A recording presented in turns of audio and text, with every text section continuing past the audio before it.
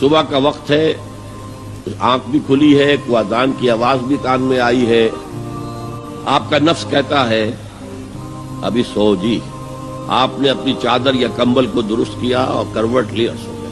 یہ کیا ہے؟ آپ نے کس کا حکم پیچھے پھینکا اور کس کا حکم مانا؟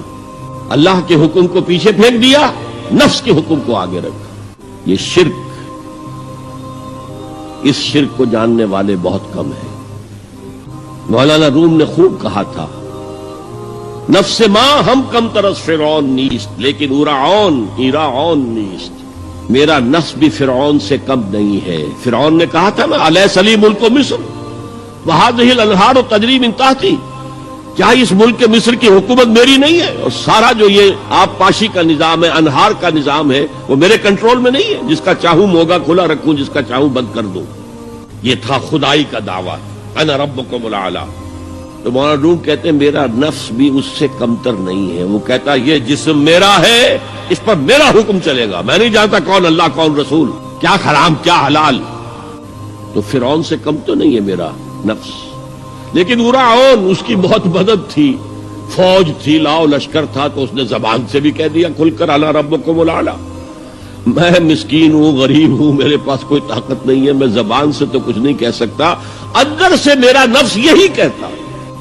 یہ نفس کی حکومت قرآن کہتا ہے، میں حیران ہوتا ہوں، دو جگہ یہ مضمون آیا ہے، ارأیت من اتخذ الہہ ہواہ افانت تکون علیہ وکیلا۔ اے نبی تم نے دیکھا اس شخص کو، اس کے حال پر غور کیا جس نے اپنی خواہش نفس کو اپنا الہ بنا لیا ہے۔ اللہ اکبر، الہ لا الہ الا اللہ، کلمہ توحید کا مرکزی لفظ یہاں آ رہا ہے، من اتخذ الہہ ہواہ، جس نے اپنی خواہش نفس کو اپنا معبود بنا لیا، الہ بنا لیا۔ افانت تکون علیہ وکیلا، کیا آپ ایسے شخص کی کوئی ذمہ داری لے سکتے ہیں؟ سود حرام ہوا کرے جی، حرام ورام، ہمارا دھندا جو ہے وہ آگے بڑھ نہیں سکتا۔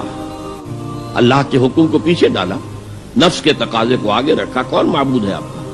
نام عبداللہ رکھیے، نام عبد الرحمن رکھیے، ہے عبد النفس، نفس کے بندے، نفس کے غلام۔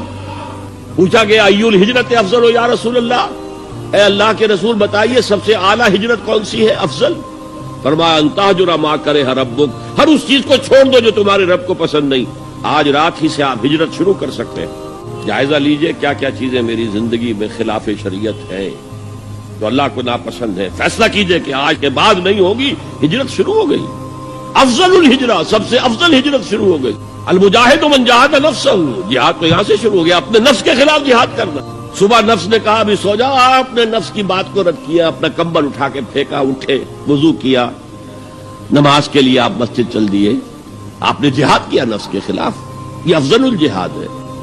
افرأیت من اتخذ الہہ ہواہ افانت تکون علیہ وکیلا، کیا تم نے غور کیا اس شخص کی حالت پر جس نے اپنی خواہش نفس کو اپنا معبود بنا لیا، الہ بنا لیا، کہہ رہا ہے لا الہ الا اللہ، لا الہ الا اللہ، لیکن الہ تو اس کا لفظ ہے۔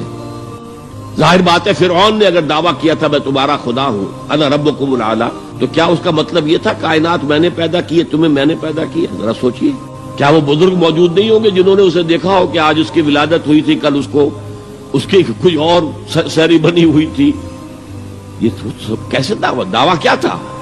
میرا حکم چلے گا، میں نہیں جانتا، الیس لی ملک مصر، مصر کی حکومت میری ہے کہ نہیں؟